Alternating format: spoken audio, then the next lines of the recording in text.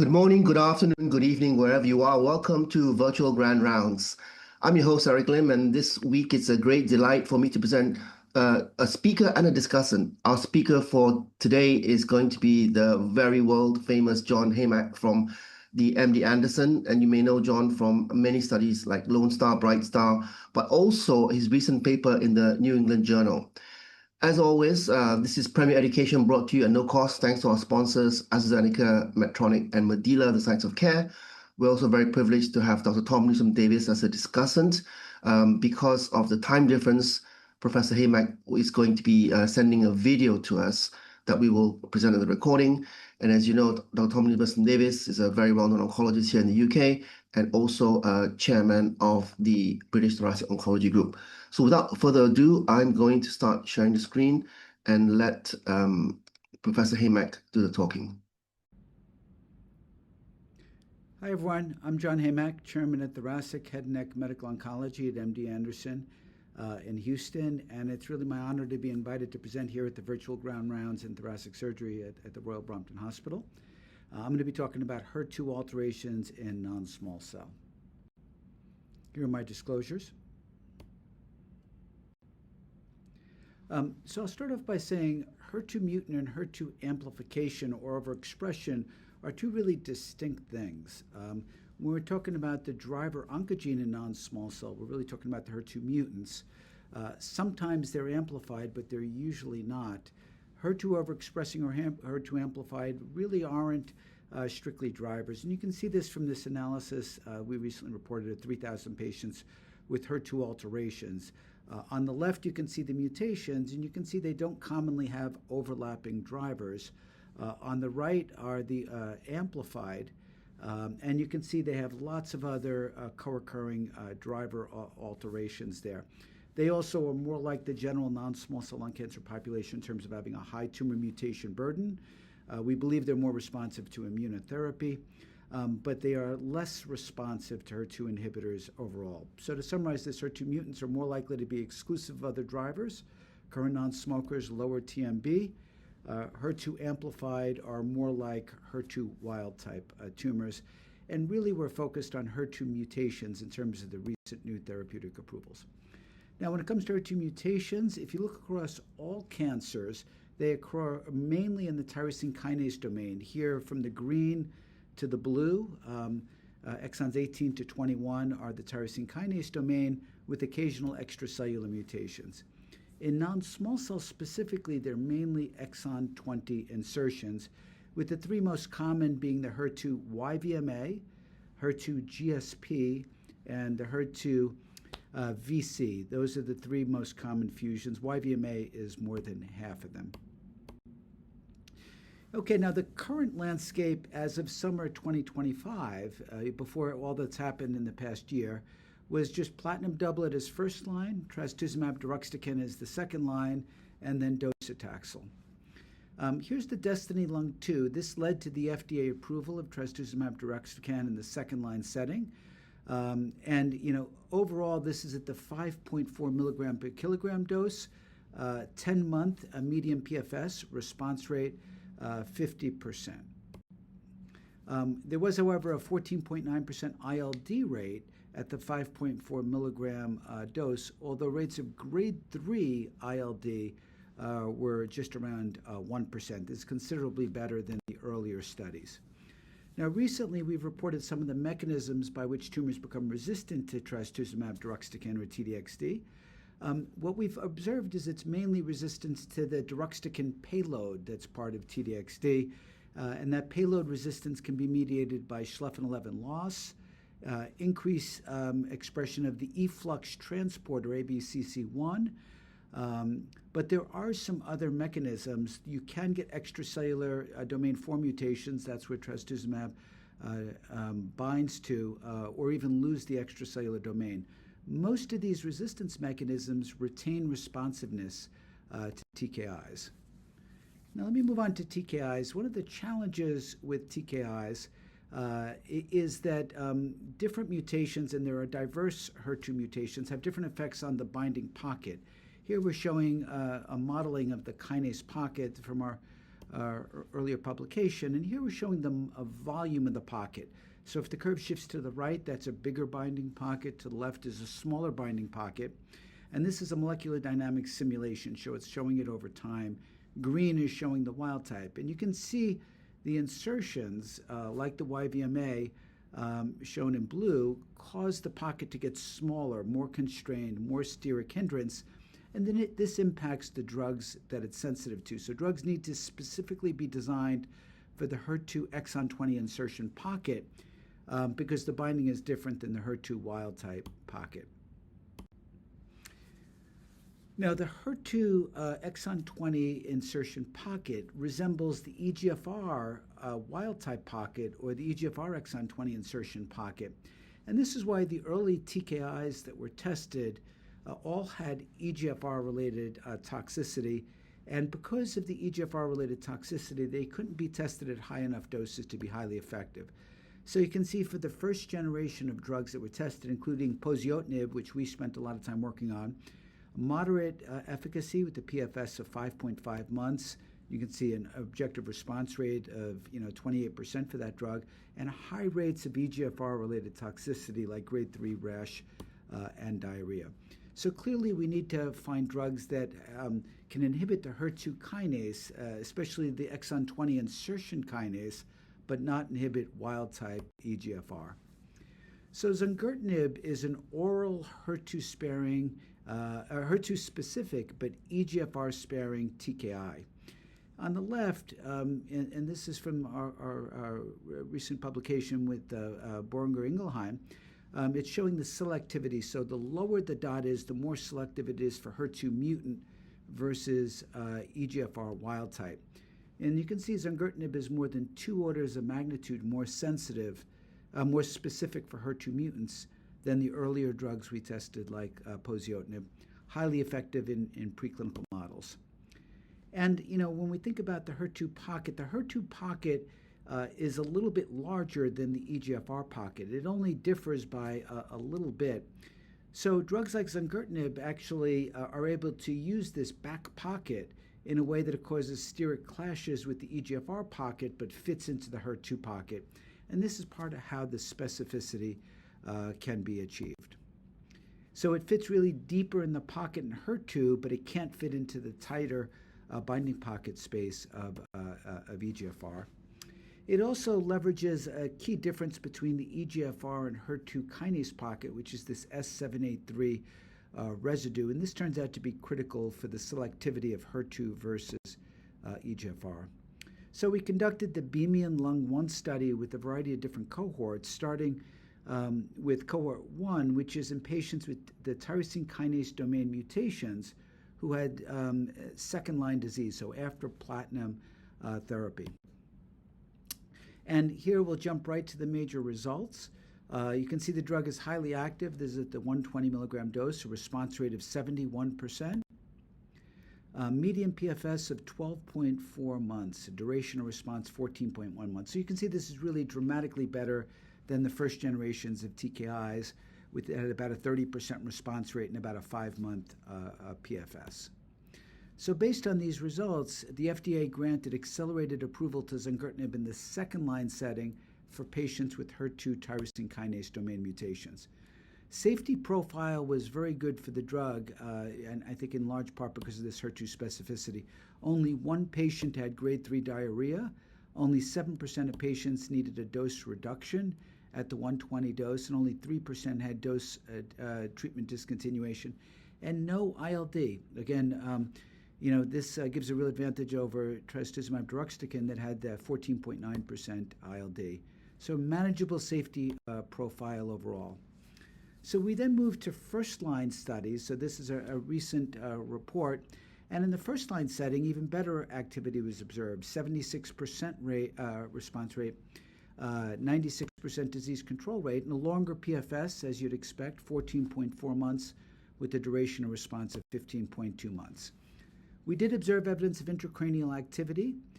So here, this is our cohort 4, patients with active brain metastasis, a 47% response rate seen for intracranial metastasis. And for those who had no prior brain radiotherapy and confirmed measurable intracranial disease, 59% response rate. So clear CNS response rate, although the duration of response is a bit shorter than we saw for systemic disease at only about 6 to 7 months. Based on these results, there's now a first-line registration study called the BEAMIAN-Lung-2, randomizing patients to Zongertinib at 120 versus platinum chemotherapy with Pembrolizumab. So we're eagerly awaiting this study to be completed and read out. Now, what about other drugs? Cevabertinib is an oral reversible tyrosine kinase inhibitor.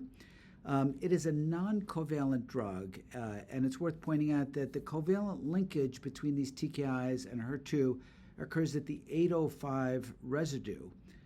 Now that, if you are familiar with EGFR, that corresponds to the cysteine at 797 for EGFR, which was already established to be a mechanism of resistance for the drug.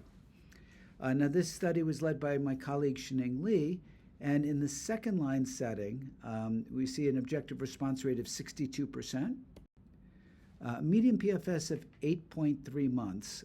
So again, this would correspond to the 12.4 months noted for Zongertinib here. And in the treatment-naive cohort, response rate of 71% here as well. Now, in terms of safety and tolerability, it has a manageable safety profile, but there are higher rates of grade 3 toxicity, in particular diarrhea. In fact, grade 3 diarrhea in the initial cohort D, in the second-line setting, was observed in 23%. In the first-line setting, that rate subsequently dropped, I think because of better management, and no significant ILD signals here as well. So now, if we take the landscape after the approval of Zongertinib and Cevabertinib in the second-line setting, you can see that platinum therapy would be the first line, and then you have a choice of either trastuzumab deruxtecan, Zongertinib, or Cevabertinib in the second-line setting, and we're still working on how to optimally do sequencing. But now, Zongertinib has, over the past month, received first-line FDA approval. So if Zongertinib is used in the first line, that means we have different choices in the second line, which could be TDXD, could be platinum, could be Cevabertinib. Now, what about other emerging drugs in the landscape? Well, we know Nuvalent 330, or NVL-330, is a drug that has really high specificity for HER2 as compared to EGFR, but it has notably higher CNS penetration.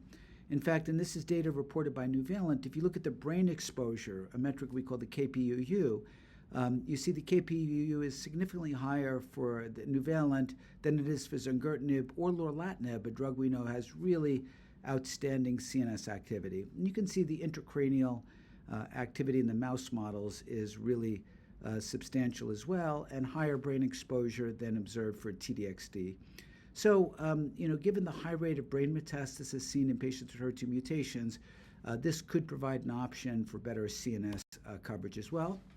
And IM-1363 is another drug, again, highly HER2 selective, high CNS penetration, as well as you can see in the preclinical data provided here by Iambic.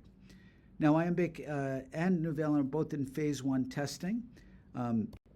And we have some initial data for Iambic. There's clear evidence of activity seen, but we don't really have a full cohort at the recommended phase 2 dose yet. So, I look forward to being able to report that in more detail.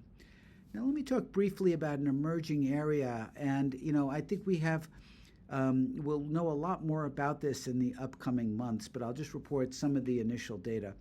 It took us really about 15 years or so to start working out all the ways that for EGFR TKIs you could develop resistance to first-gen drugs like the T790M, second generation, and then third generation drugs with additional mutations like the C797, where the covalent linkage is, and the 718 mutation. We obviously would like to accelerate that timeline for HER2 TKIs, and we've developed a lot of tools that would enable us to do this. So our approaches for understanding Zongertinib and Cevabertinib and other resistance is using clinical data, literature, and data from Lenti Mutate. And I'll just give you a little bit of this data that's emerging so far. Now, what is Lenti Mutate?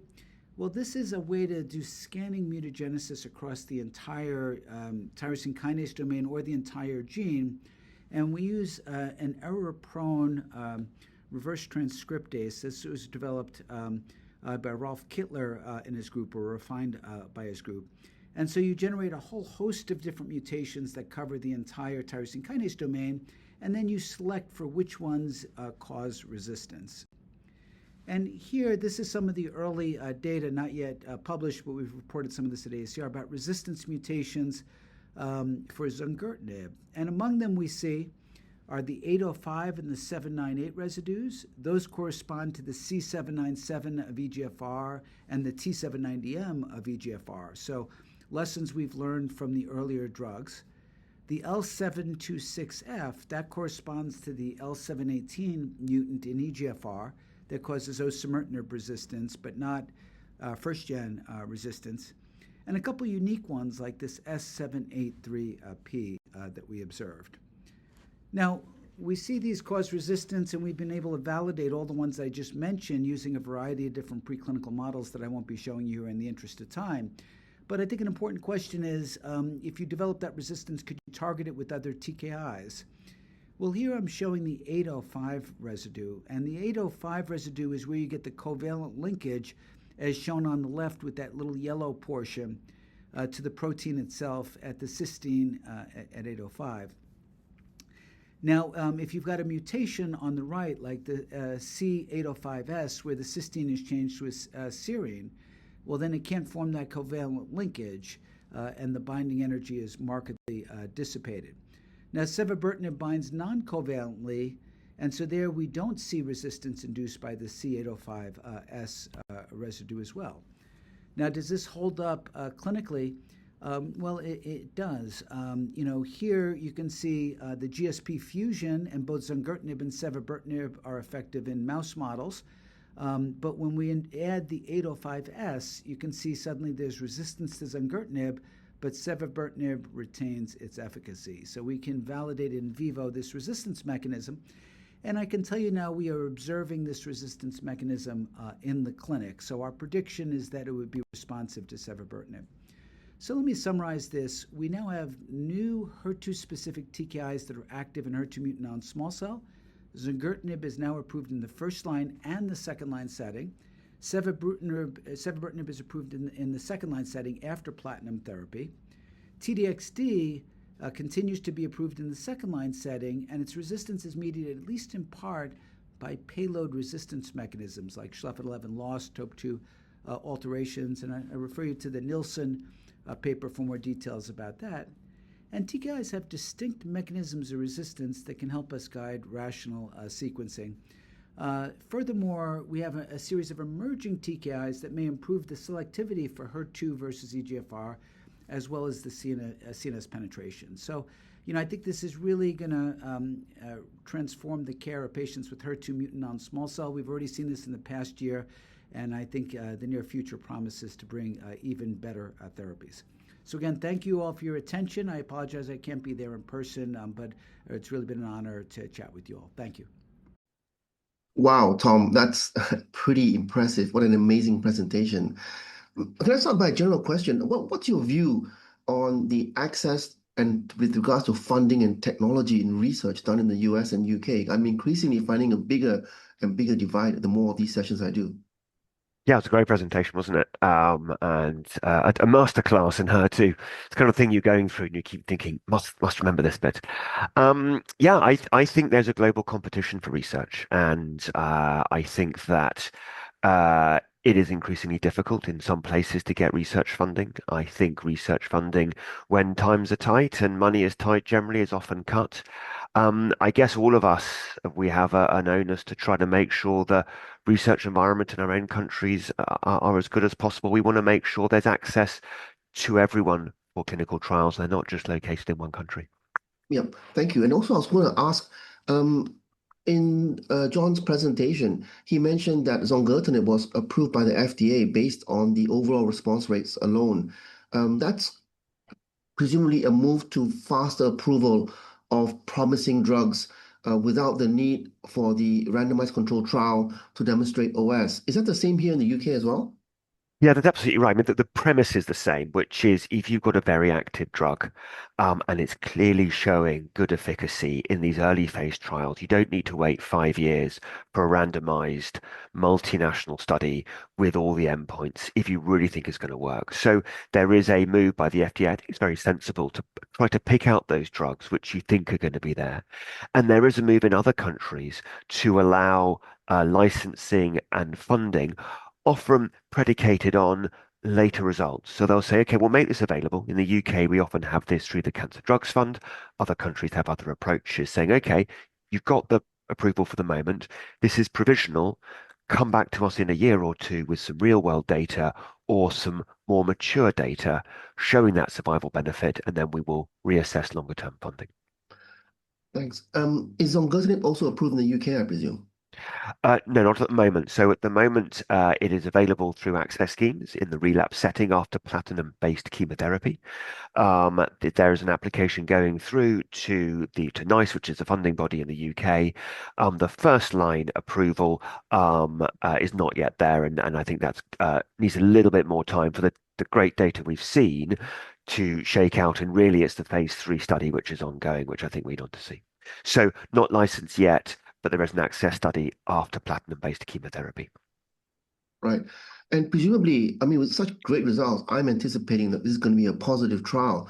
And if so, how does that affect our MDTs here in the UK? We're going to be like routinely testing for HER2. Presumably, it's going to be via immunohistochemistry. So we should absolutely be routinely testing. So everyone on the call, regardless of where you are and which country you're practicing in, we should be doing comprehensive molecular analysis on anyone with a locally advanced to metastatic non-small cell lung cancer. And in my book, that should include panel of DNA and RNA analysis for fusions and mutations. And HER2 should absolutely be one of these because not only are there licensed drugs such as trastuzumab deruxtecan, now we don't have access to that in the UK, it's not reimbursed, but you need to know or compassionate access programs to things like zongertinib. The way you're going to detect this is not through immunohistochemistry. It will be through next generation sequencing because you're not looking for amplification.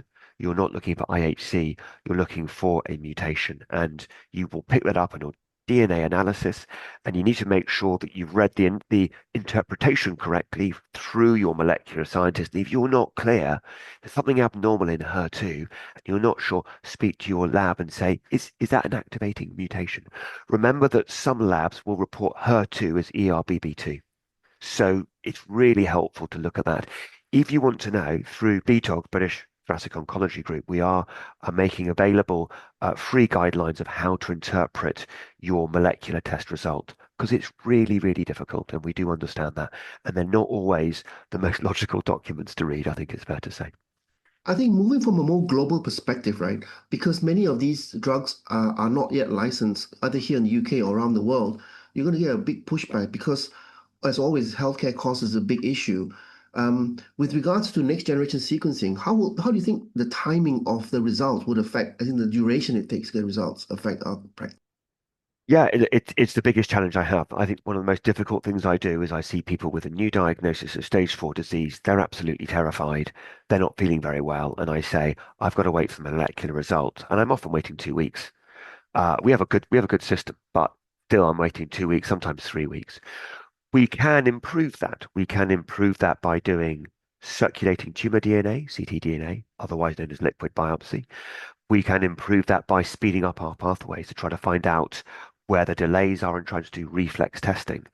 Um, the actual cost of molecular testing, I'm not going to belittle that. I absolutely understand there's different resources availability in different countries, but the NHS is not famous for its generosity. But we've managed to get ctDNA as a reflex test, and we've managed to get NGS as a reflex test because actually the costs come down the more you do.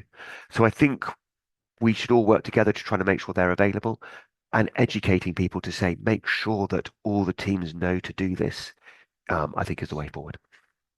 Got a question from Dr. Therese who's asking, do you think molecular geneticists, biologists should now be part of MDTs given the explosion of the number of potential treatable targets? I think the role of a genomics review board is really helpful. So I think we don't need them perhaps in every MDT, and I think all the molecular geneticists are going to go completely mad being pulled from MDT to MDT. But I think probably a more useful model is to have a centralized genomics review board where they can bring unusual cases, and any oncologist, respiratory physician, surgeon, whoever can bring cases they're not sure about. And that's a model which works in the UK, and I certainly use it for cases I'm not sure about. And I think we should never have any shame in saying, I'm not quite sure what this means. Could you help me out? That's a good thing to do. We should always ask if we don't know. Excellent. Given that screening is now shifting the stage towards more early disease, presumably this is where the next frontier is going to be for zongertinib and HER2 mutations. I think so. I think if you're a commercial drug company, you have a good drug, and Zolgernib is clearly an effective drug. You don't need to be an oncologist to see that. You're going to try to work out where else can it be used. You may want to use it preoperatively in the neoadjuvant setting. We've seen that being tried with osimertinib for EGFR mutated lung cancer. Not licensed yet. Not entirely clear that's the way forward, but we'll see. It may be used postoperatively in the adjuvant setting, which is proven and licensed both for EGFR and for ALK. And you may see it in earlier stages disease as well. There's perhaps a more philosophical point, which is if you have a drug which you know is really effective, do you need to spend very, very large amounts of money proving that in large randomized phase 3 trials, which are only going to add to the cost of the drug? And you could argue that perhaps we don't need to do that. Maybe one can do that on a proof of principle on a smaller study.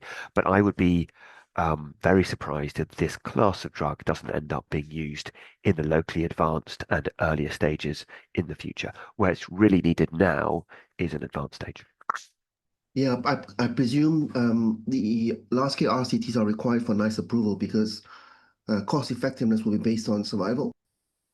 Yeah, and I think that's really one of the challenges we have with all of the cost effectiveness bodies, which is, I think, all healthcare systems. It doesn't matter whether this is insurance based or socialized healthcare or a mixture of the two. We've got to make sure things are cost effective because ultimately society pays for healthcare. It doesn't matter how it happens, it still pays for healthcare. So we have to get the balance between um, uh, affordability of drugs and access to drugs.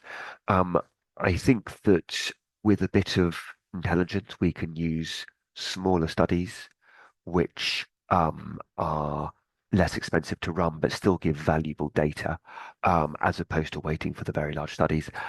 You're right, which the traditional model is you have to wait for your large phase 3 registration study, but that can take a long time.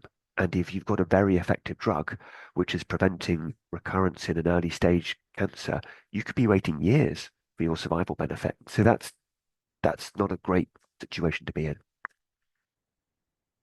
100%, absolutely right. But I think based on the huge cost of these drugs, I think very few countries would accept that without really comprehensive modeling on what you can actually get out of it. Presumably, it will need every country will have a different threshold, Yeah. especially in the UK where we have NHS where it's actually government funded. They Yeah, actually want. just to say that when the original adjuvant TKI studies did allow, for example, reimbursement of osimertinib, that was done on event-free survival. It wasn't done on overall survival, and I think that's a sensible way forward. And they said, okay, we'll do that, and we'll see how it shakes out.